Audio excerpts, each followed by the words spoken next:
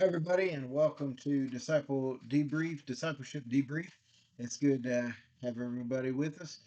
We are going to be talking about the blind man tonight, and so we have been doing this discipleship study, and we're not able to record it on Wednesday nights because there is some copyrighted material that we use in the video study, so we're not able to use that to stream it. But it is my endeavor to kind of share with you a brief summary of what we've learned so that you can uh, maybe glean a little bit from this study, but also stay up to date in case you miss one.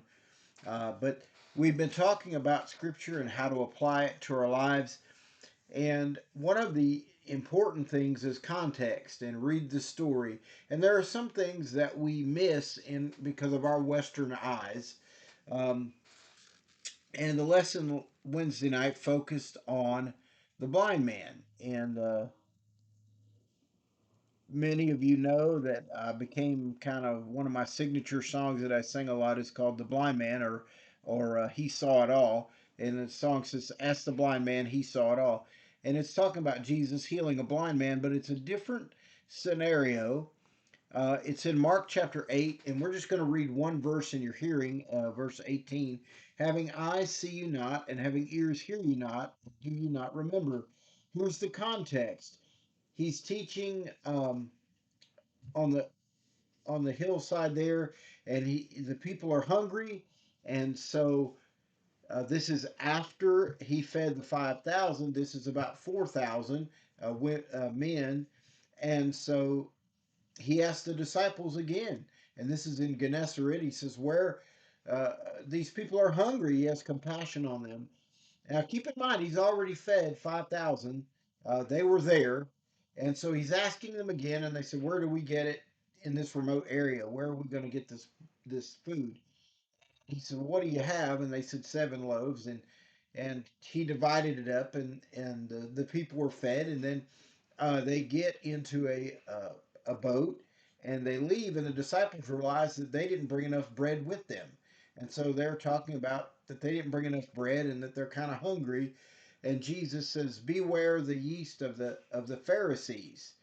And yeast in the Old Testament and what they would be familiar with was a symbol of sin and how it would get in and corrupt things. And said, "Beware of the yeast or the corruption of the Pharisees." And they said, "Well, is he talking about the bread that we didn't bring?"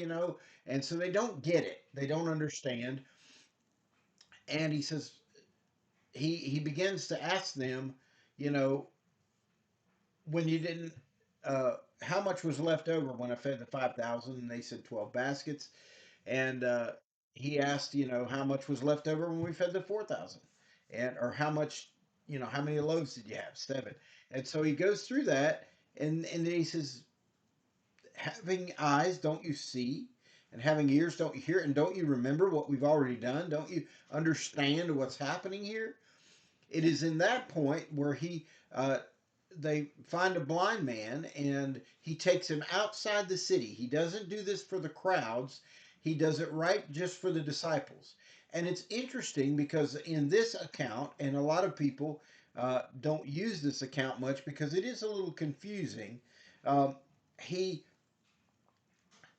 spits and makes like a clay for the guy's eyes, and the guy opens up and he says, I see people moving like trees."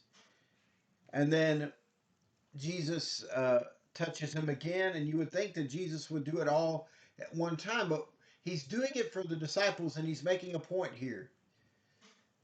They are seeing blurrily what he's trying to do, but he wants them to see fully. And he healed the blind man. He said, "Don't go back to your village.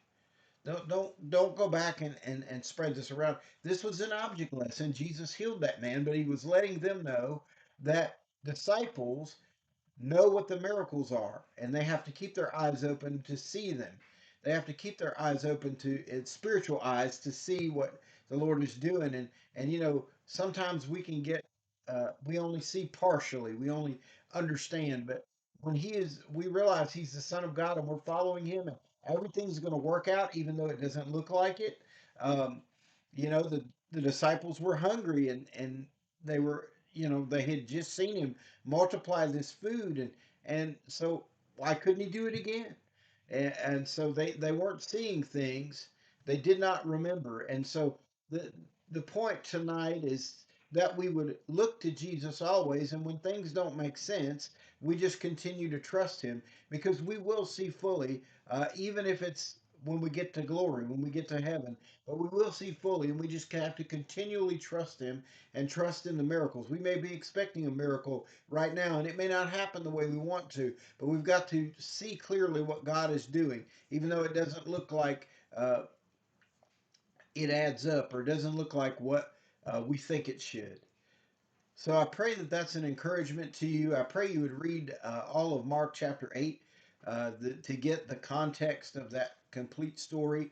Again, these are just short debriefs to kind of keep you updated and keep you on the same page as we are as what we're studying and on Wednesday night. And I would encourage you, if you can, on Wednesday night, please come at 7 o'clock, Chavy's First Church of God, 185 Hunter Drive, Chavy's, Kentucky. So we'd love to have you, and we really have been learning quite a bit. And we must always keep our eyes focused on Jesus as true disciples, and be expecting the miracles, because I don't know how God's going to do it, but He's going to do it. So until next time, love God, love each other, and keep following Jesus.